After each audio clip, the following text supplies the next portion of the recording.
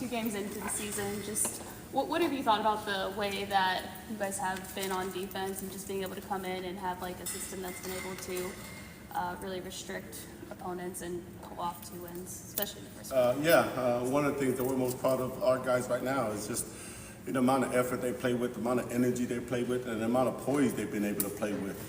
This defense has already been under stress a few times in the first 2 games, and we felt like they responded really well. And then as we got 2 games into it, we're starting to find out a little bit more about our guys and what they can do, and so we can help obviously put together a game plan that can highlight some of our skill sets.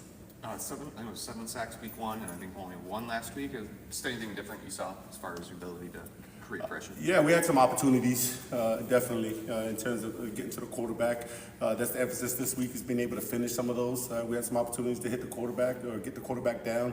Little details in what we're trying to get done in terms of our angles and rushing the quarterback. That always helps. A wrong step here or a false step here or a bad read here, that could cost us an opportunity to get to the quarterback. So those are things that we're going into this week here trying to get better at.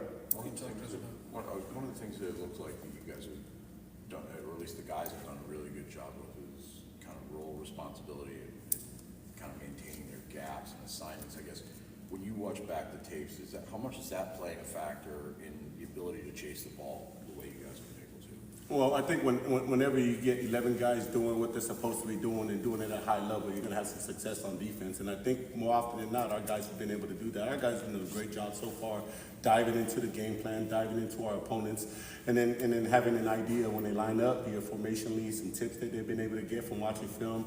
Our staff's been able to put together a game plan that they can hang on to, and they've been able to execute the first 2 games. So that's always a good thing when the guys know what they're supposed to be doing, they're confident in what they're supposed to be doing, and then they do it full speed. More often than not, we're going to come out on top. When we talked to you in camp, you said you felt like you had a lot of guys you could play, but now that you've seen it in real action and you have played a lot of guys, I guess how rewarding is that? Is that what you envisioned, coming out of camp? Is it what sort of your reaction to seeing that? Yeah, that's one thing I think we're fortunate to have now. We got a bunch of guys that can play here, play defensive line, and do what we're asking them to do in terms of giving us a chance to win ball games. So whenever you can play that many guys, man, I just think you become a better football team. You become a better unit. There's not one guy or a couple guys carrying the heavy load. Over the course of the season, obviously that can hurt you towards the end of the season. We've been able to keep some guys fresh. The guys been able to own their roles in terms of when they got an opportunity to get out there and play some ball. They've been able to play at a high level. So that's something we want to be able to continue to do. Did you see this coming from Ken Talley? He's had some really high-level snaps. Yeah, I mean, I think Ken has had a good camp. I think since we've been here, since spring ball and summer, he's given us a glimpse of what he can do as a football player, and I think he's done a nice job. Took a big step from camp, and then obviously given an opportunity the last couple of weeks, and he's taken full advantage of that opportunity. What did Alex do to win that starting job? Because I think a lot of people on the outside were a little surprised that we thought he'd play, but maybe not as a starter. You got a guy like Maverick who's been around and everything. Just what did Alex do to win that job? Well, I think, when we go into a game, and this is kind of, we're in an incredible situation now. Like, I don't go in a game with 2 starters. In the last game, for both 2 games, I think I played 5 defensive linemen, and then these are meaningful snaps here. So I go in the game, and to me, we got 4 starters up front to be able to go. Now, Alex plays the first game of the season now. He's earned the right to. He's the one that came out of fall camp. We felt like as a guy that had a little bit notch above the other guys in terms of where he stood in the room. But man, we go in the game knowing we're going to play 4 or 5 guys. Mav's a great attribute. We got Jalen Satchel, who's playing really good ball.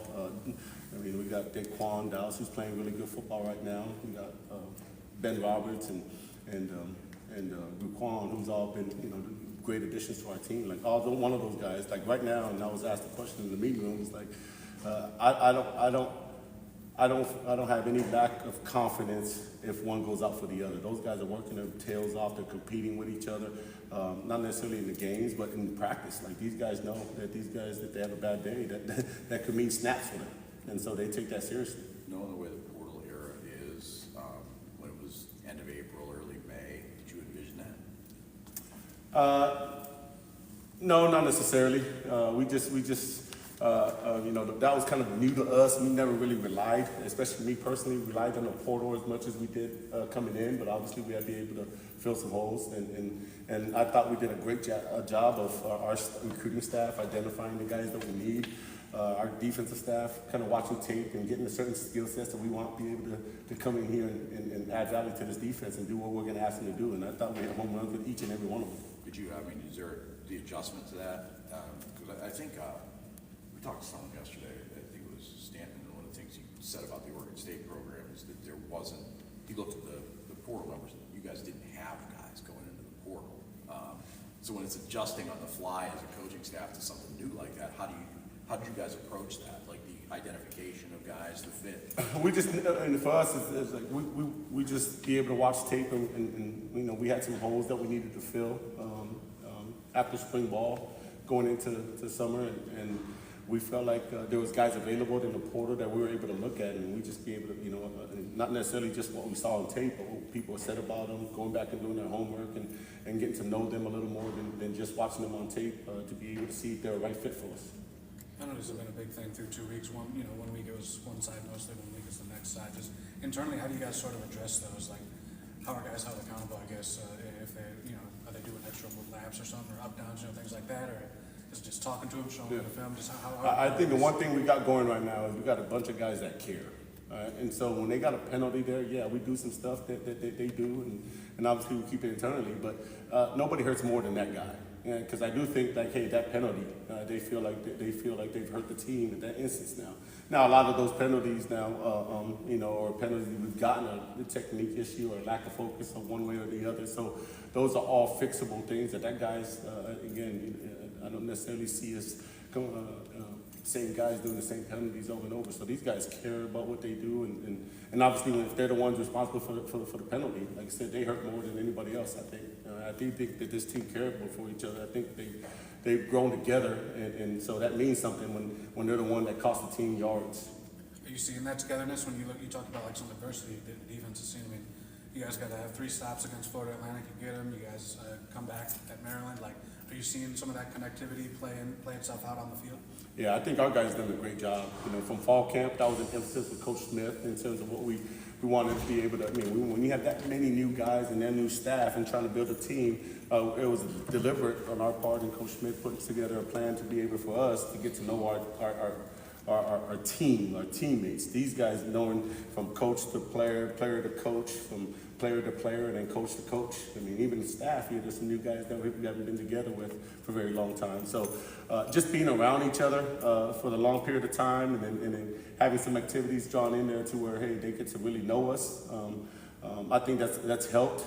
I think our guys hanging out with each other a little bit more because they know each other a little more. I think they took a big step. And so we've said this in fall camp, and Coach Smith kind of brought it to us when we first got here. He said that the more connected we are, the more committed we are. And I think that we're starting to see that play. We still got a lot of work to do in terms of guys getting to know each other, but I think we're heading in the right direction. How do you use this week in particular? You go from a conference game to an FCS game. Is there any difference in how you want to use your guys, and what do you use the biggest focus?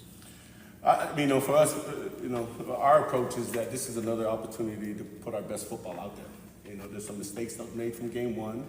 Hopefully, I think we got some of those mistakes corrected, and guys got better in game 2. Now some mistakes that we made in game 2. Now it's going another opportunity to, game 3 to give us to make things right. And for us is we want to be able to play our best football at the end of the year. The only way to do that is continue to correct and improve our mistakes. So no matter, we talk about a faceless opponent a lot of the time, because for us, we talk and we harp on our guys about mastering our fundamentals, and our fundamentals is going to win no matter what happens now. So our approach is going to be the same every week. We got a new team that we're going to play, but our preparation is going to be the same. Obviously, the scouting report looks a little bit different. The personnel looks a little different. But in terms of our approach, guys are going to show up, and they've done a good job so far. Does the dial-in factor become a real concern? Just making sure that guys know, hey, this is a team that can come up and fight. You see you show them like what Northern Illinois. Yeah, Coach Smith said this on our team meeting on Tuesday morning and he says it every week is that we respect all, fear none, and the way we respect our opponents is that we prepare for them.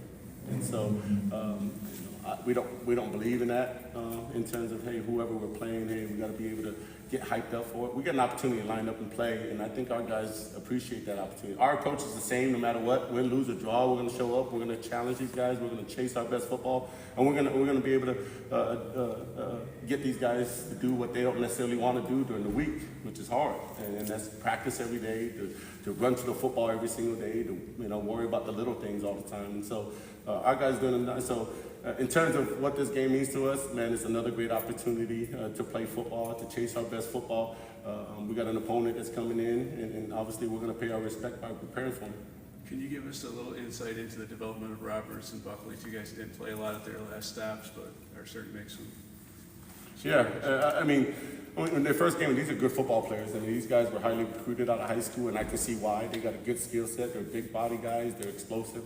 I think just getting them, I think a lot of it might be just taking a breath air somewhere, a deep breath somewhere else, and being able to. And so I thought they came here with the right intentions in terms of, hey, I want to chase my best football. So, but skill set wise, I mean, these guys can play with anyone, I think. And these guys are really, really good recruits, and I think they're only going to get better. I think you get better by playing football. I think that's the best way to get better at this game. Is practicing during the course of the week, and then making sure you validate your fundamentals during the course of a game. And the more game snaps these guys get, the better they'll get. And Buckley went in late. He was firm. I can't remember if it was a double team or not, or if he was too gappy, but he was firm in there late in the game. He waited. There's not a lot of people that can move that guy. Yeah. So how much of it is a plus to be able to go that deep, that late in the game, and someone who's been, I assume, remained engaged on the sidelines? Yeah, I tell you what, our guys been doing a great job on the sidelines.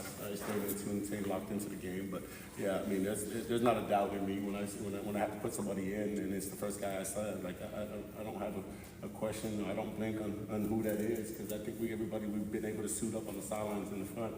I have full confidence that they're going to go do that job.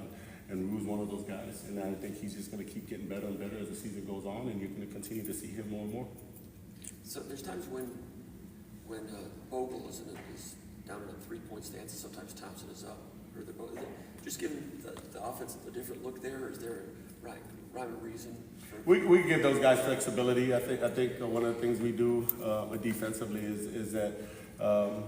Technique-wise and fundamental-wise, we allow those guys to be able to get on 2 feet and put their hand down. It's more at their comfort level. So when they're out there playing, is what they feel like they can get the best first step out of. So it's not necessarily, hey, it's designed that way. It's that at times Bogle feels better in the 3-point stance because of what he saw, and Jalen feels a little bit better because of what he saw pre-snap wise, and that allows him to stand up and be able to do some things. So it's not anything designed by us. It's just as we train those techniques, and they get to go out on the field and be able to use those tools that we've been taught during the week. When you looked at the film of Bogle last year, when you were, I assume, going through cutups during the winter and so forth, is he faster now than he was last year? I wasn't here last year, but I know he's a really good football player, and I'm glad he's here with us. He was dropping the coverage in a couple of those. I think it really confused their quarterback. I mean, is that something that, because he talked about that coming in, that was an area he'd worked on in Florida. Is that something that you're able to kind of do a little different with him maybe than other guys? Or Yeah, I know this, and I haven't been coaching football long enough, but I do know when you're dropping guys from the line of scrimmage that normally go forward, I think that confuses quarterbacks. So that's been a great addition, I think, to our, I don't necessarily know what they did last year, but I just think that's been a good part of our package, is being able to drop guys that normally go forward, and I think that's a different look. And anything you can do to at least put a little bit of doubt in the quarterback's mind, I think favors us. With some of the injuries in the secondary, do you feel like there's maybe a little bit more urgency among your guys, kind of get after the quarterback a little bit more? That's the game of football, man. That don't change. It's whether it's us or anybody else in the country, man. Guys are going to lose guys. Guys are going to be out guys, and guys are going to show up. And so, we just keep it moving forward, man. There's guys that practice. There's not just 11 guys practicing during the course of the week, man. We got about 100 guys out there practicing. We got a bunch of guys that are, as one goes down, there's another guy that takes a bunch of reps. Now, you don't ever want to go through it, but we just know that's part of football, and that's part of the season, is that you're going to lose guys, you're going to gain guys, and we got to just find a way to keep it moving. Thanks, Coach.